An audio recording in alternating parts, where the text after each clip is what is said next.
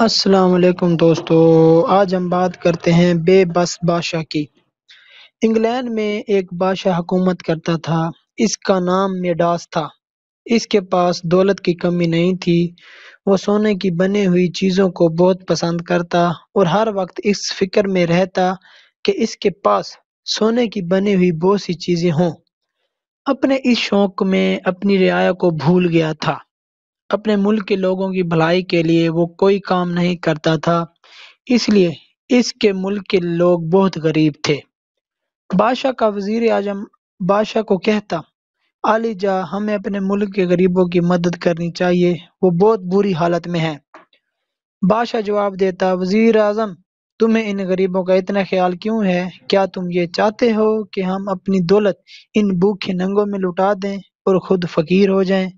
نہیں نہیں، یہ نہیں ہو سکتا، ہم ان کی کوئی مدد نہیں کر سکتے۔ یہ کہہ کر وہ محل کے کمرے میں چلا جاتا اور اپنے پاس جمع کیے ہوئے سونے کے سکے گننے لگتا۔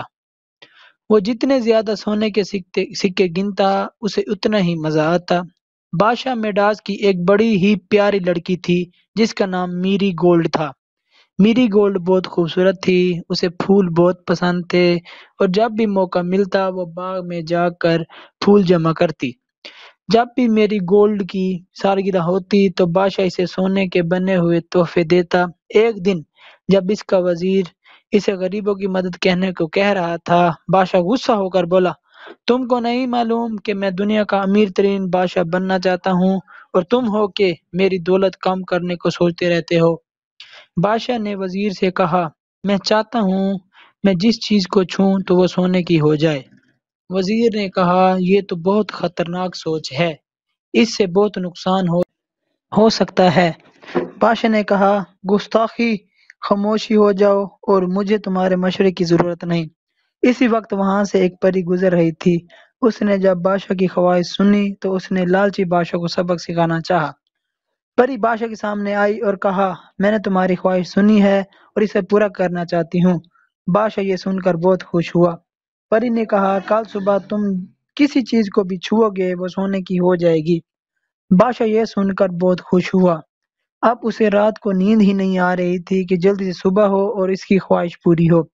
اس نے اپنے آپ سے کہا، میں سب سے امیر بادشاہ بن جاؤں گا، لوگ میری دولت کی مثالیں دیں گے، کتنا اچھا لگے گا جب میرے پاس ہر چیز سونے کی ہوگی۔ صبح بادشاہ بہت جلد نیند سے جاگ گیا۔ اس نے جیسے ہی اپنے کمبل کو چھوا تو کمبل سونے کا ہو گیا۔ بادشاہ بہت خوش ہوا۔ اب اس نے کرسی کو چھوا تو کرسی بھی سونے کی ہو گئی۔ جگ کو چھوا تو وہ بھی سونے کا ہو گیا۔ موم بتی کے سٹینڈ کو چھوا تو وہ بھی سونے کا ہو گیا۔ اپنے پلنگ کو چھوا تو وہ بھی سونے کا ہو گیا۔ اپنے کمرے کی سب چیزوں کو سونے کا کرنے کے بعد اپنے محل کے باغ میں گیا۔ وہاں اس نے پھولوں کو چھوا تو وہ بھی سونے کے ہو گئے۔ میری گولڈ کے پلے ہوئے ہرن اور گوشت کو چھوا تو وہ بھی سونے کے ہو گئے۔ ہر چیز کو سونے کا بنا کر بادشاہ خوشی خوشی محل میں واپس آ گیا۔ جب ناشتہ کرنے پر میز پر بیٹھا تاکہ ناشتہ کر سکے، میز پر ناشتہ لگ چکا تھا۔ ناشتے میں دنیا کی ہر نعمت موجود تھی۔ بادشاہ نے کھانے کو ہاتھ بڑھایا، اس نے سیب کو اٹھانا چاہا تو وہ سیب کا بن گیا، سونے کا بن گیا۔ وہ جس چیز مثلاً ڈبہ روٹی، دودھ کا گلاس، مکھن، جام، ٹرے، ٹوکری وغیرہ کو ہاتھ لگاتا وہ چیز سونے کی بن جاتی۔ وہ ناشتہ نہ کر سکا۔ بچوں، کیا کبھی سونے کی چیزیں بھی کھائی جا سکتی ہیں؟ یہ چیزیں تو صرف رکھنے کے لیے ہوتی ہیں، انہیں کھاتا کون ہے جو بادشاہ کھا سکتا؟ صبح جب شہزادی میری گولڈ اپنی محل کے باغ میں پھول توڑنے گئی تو وہاں کا عجیب نظارہ دیکھ کر حیران ہو گئی کہ سارے باغ اور اس کے پالتو جانور مختلف نظر آ رہے تھے۔ وہ بہت اداس ہو گئی۔ اس نے کہا، سب پھولوں کی خوشبو کھو گئی ہے، میرے پالتو جانور بھی حرکت نہیں کر رہے ہیں، یہ ان سب کو کیا ہو گیا؟ میری گولڈ یہ دیکھ کر بہت روئی اور روتے ہوئے اپنے باپ کے پاس پہنچ گئی اور اس کی ساری بات بتا دی۔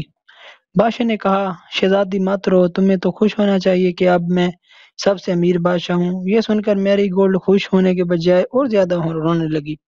بادشاہ نے اپنی شہزادی کو چپ کرانے کے لیے اسے تھپکی دی تو بادشاہ کا ہاتھ لگتے ہی میری گولڈ سونے کی ہو گئی۔ ایک جیتی جاگتی شہزادی اب ایک سونے کا مجسمہ بن گئی۔ یہ دیکھ کر بادشاہ بہت پریشان ہو گیا۔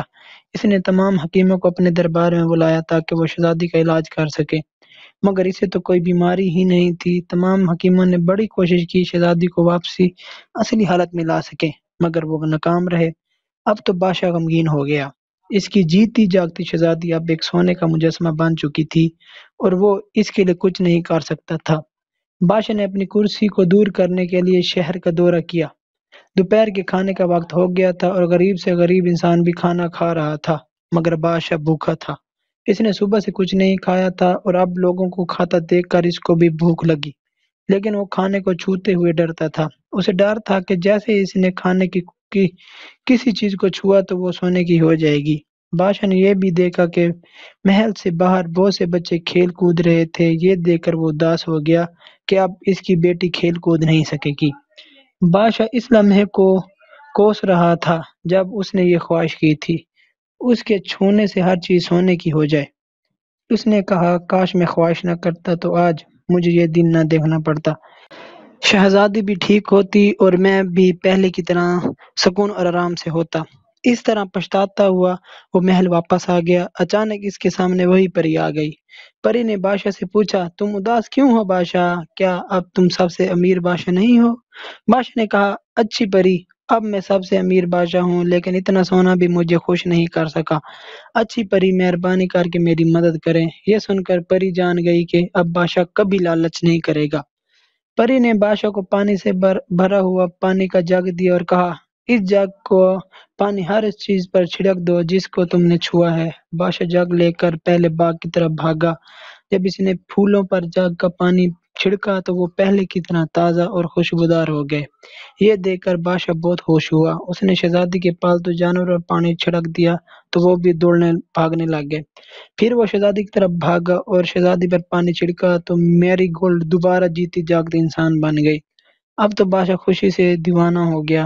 اس کے بعد بادشاہ نے لالا سے توبہ کی اور اپنے ملک کی رائے کے لیے فلاحی کام شروع کیے۔ اس نے غریبوں کی مدد کرنے اور ان کے اچھے اچھے منصوبے تیار کیے۔ اسے احساس ہو گیا تھا کہ سونا اور دولت ہی انسان کو خوشی نہیں دے سکتے، صرف نیکی انسان کو سچی خوشی دے سکتی ہے۔